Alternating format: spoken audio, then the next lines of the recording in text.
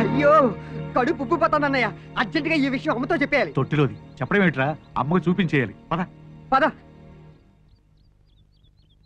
అమ్మా, అర్జెంట్ గా రావే. ఎక్కడ ఈ దారుణం మా నోటితో చెప్పలేం. పద చూద్దు గాని. రా. అరే రే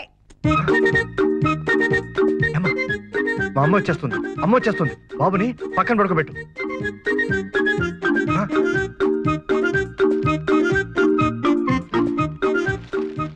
అరే బాబా వదల అడుగమ్మా అడుగు.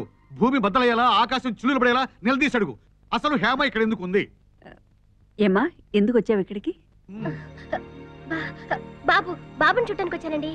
ఆహా, మరి శైలజ ఎవరిని చూడటానికి వెళ్ళిందో అడుగమ్మా. శైలజ్ ఎక్కడమ్మా?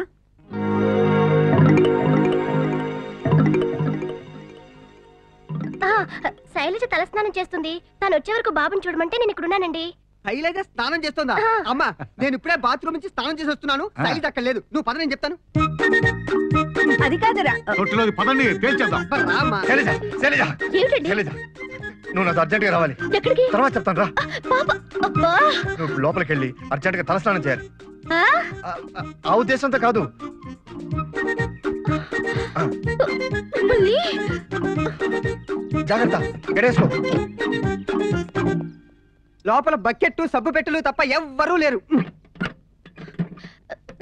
ఎవరది? అత్తయ్య, నేను స్నానం చేస్తుంటే ఎవరు తలుపు కొడుతున్నారు? శైలు, శైలు, ఏమైంది శైలు? స్నానం చేస్తుంటే తలుపు కొడుతున్నారండి. అది కదమ్మా. ఇంకేం చెప్పొద్దు.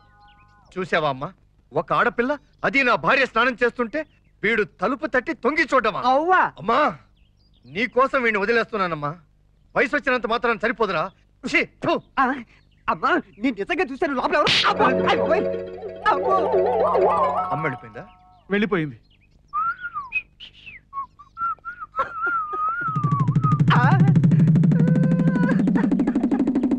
అయ్యోయ్.